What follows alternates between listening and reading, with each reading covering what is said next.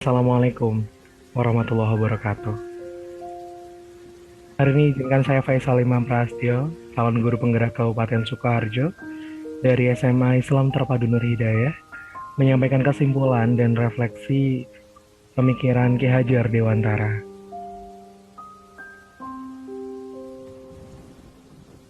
Pendidikan menurut KHD adalah tuntunan di dalam hidup. Untuk mengiring tumbuhnya anak, pendidikan bertujuan untuk menuntun segala kekuatan kodrat yang ada pada anak-anak itu, agar mereka sebagai manusia dan anggota masyarakat dapat mencapai keselamatan dan kebahagiaan. KHD memandang pendidikan pada sisi psikologis secara menyeluruh, bukan hanya sisi kognisi seseorang. KHD menganjurkan untuk fokus pada budi pekerti, pengembangan budi cipta, rasa, dan karsa. Seseorang akan diupayakan mampu berpikir kreatif sesuai kodrat yang dimilikinya. Adanya penumbuhan nilai empati, estetika, dan perasaan atau moral serta etika, serta mendorong semangat dalam beraktivitas dan mengembangkan diri. Siswa juga dikembangkan pekerti yang menitik beratkan pada tenaga, sehingga setiap anak diolah fisiknya agar memiliki tenaga yang kuat dan tubuh yang sehat. KHD memandang bahwa seorang pendidik yang baik harus tahu bagaimana cara mengajar, memahami karakter peserta didik, dan mengerti tujuan pengajaran. KHD pernah berkata, jadikan setiap tempat sebagai sekolah dan jadikan setiap orang sebagai guru. Saya pahami bahwa kelas bukan sekedar ruang kotak yang dibatasi tembok dan berisi bangku. Kelas adalah tempat mengembangkan budi pekerti. Dimanapun bisa jadi sekolah, kan?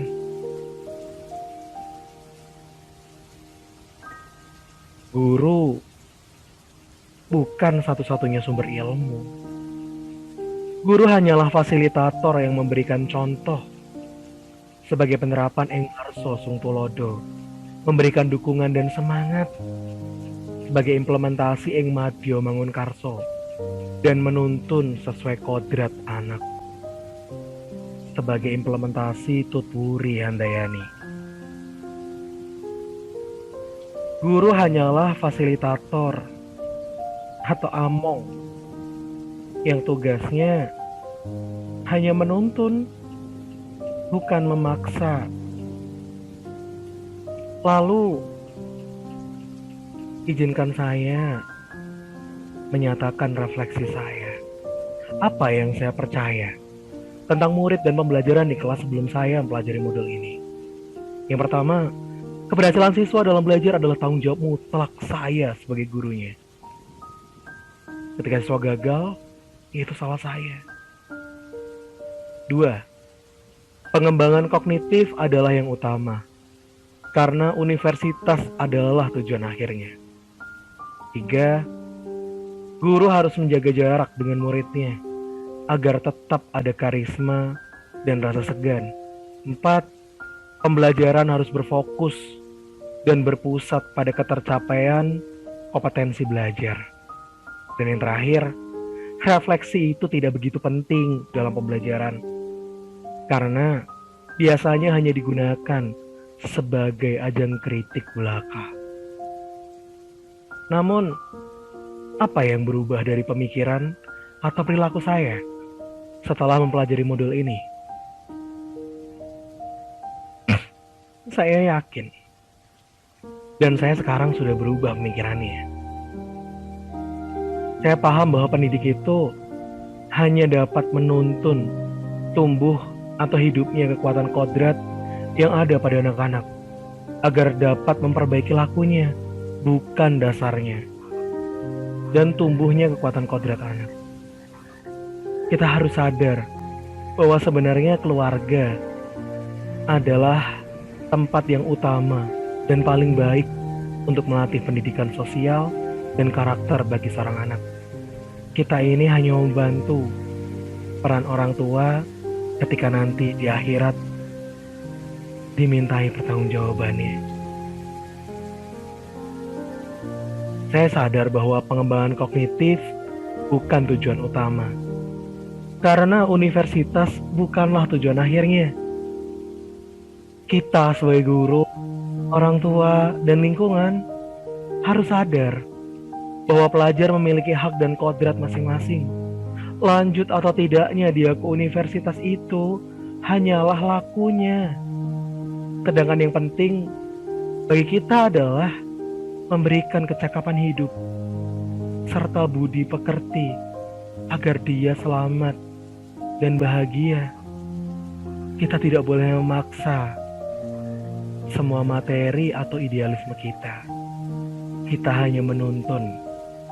Ingat, jangan ajarkan anak menjadi kaya atau berkuasa, namun ajarkan dia untuk bahagia. Yang ketiga, saya sadar bahwa guru tidak harus menjaga jarak dengan muridnya, karena akan timbul rasa enggan yang membuat kita semakin jauh dari mereka.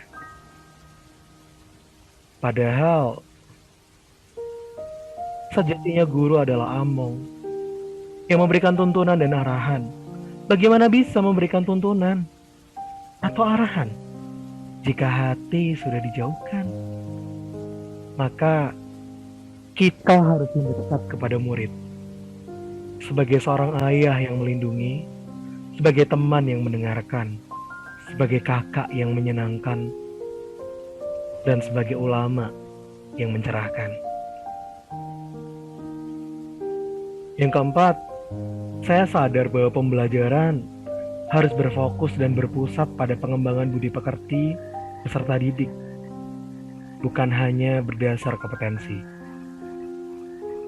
Peserta didik harus diberi kebebasan dalam pengembangan materi, porsi, dan aktivitas belajarnya. Penilaian bisa diambil dari penilaian proses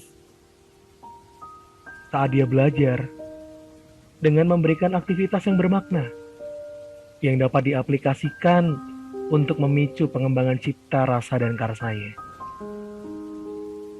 Dan kita harus ingat, setiap peserta didik itu unik. Mereka belajar sesuai kecepatannya masing-masing.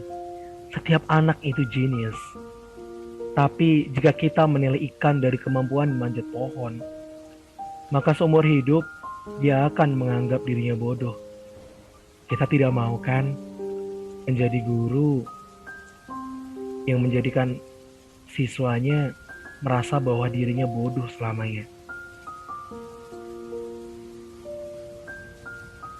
Dan yang kelima, refleksi itu penting dalam pembelajaran. Karena refleksi membiasakan anak untuk menggapai metakognisi. Dia mampu membiasakan anak untuk mengambil makna dalam setiap yang dipelajarinya. Dan refleksi itu bukan kritik, namun saran pengembangan bagi pembelajaran berikutnya. Maka biasakan untuk bercermin, agar kita tahu bagaimana rupa bayangan setelah mendapat perlakuan. Lalu, apa yang bisa segera saya terapkan lebih baik agar kelas saya mencerminkan pemikiran KHD? Yang pertama, saya ingin menyempurnakan langkah pembelajaran terpadu dengan menyelipkan motivasi, apresiasi, dan proses pembelajaran yang memperkuat adab dan kekhasan daerah kami. Membukanya dengan salam, berkata lebih lembut agar hati bisa terpaut. Yang kedua, mengurangi tugas yang kurang bermakna dan menggantinya dengan proyek sederhana yang mudah dilakukan namun memiliki peran atau manfaat dalam kehidupannya. Misal, setelah ini materi protista, maka saya bisa minta siswa untuk mengadakan wawancara kepada gurunya, kepada orang tuanya, pada dokter, kepada siapapun yang mereka rasa mampu. Sederhana saja, tanyakan tentang beberapa pilihan topik protista. Vektor malaria, nori sebagai pemanfaatan alga, atau ikan peliharaan mereka yang jamuran karena oomycota. Semuanya diterapkan dalam kehidupannya, sehingga lebih bermakna untuk mereka. Yang ketiga, melakukan transformasi. Pada pembelajaran dengan meminta siswa melakukan refleksi terbimbing agar jawabannya tidak kemana-mana, tepat sesuai sasarannya, valid, dan reliable katanya. Kemudian yang keempat, menjalankan kunjungan wisma dan kunjungan rumah untuk siswa yang kesulitan belajar agar mereka tidak terbebani bagi yang masih semangat dalam memenuhi keilmuan diri. Yang kelima, semangat menjalankan 5T. Toto titis, tutuk lantatak. Untuk diri saya dalam profesi saya sebagai seorang guru, dan membiasakan 5T ini kepada siswa dengan selalu diingatkan di saat sapa pagi. Toto, waktu belajar ditata. Titi, kerjakan dengan teliti. Titis, sesuaikan alur instruksi. Tatak, pelajari dengan sungguh-sungguh. Dan tutuk, selesaikan amanah dengan tuntas. Maka yang terakhir, saya ingin membuat pelatihan pembagian waktu dengan metode Scrum. Untuk siswa yang membutuhkan solusi untuk pembagian waktu dan pembagian prioritas kerja. Banyak dari mereka yang katanya tidak bisa mengatur waktunya saat pandemi masih menerpa. Ibu bapak, terima kasih sudah mendengarkan cerita kami. Salam dan bahagia untuk kita semua.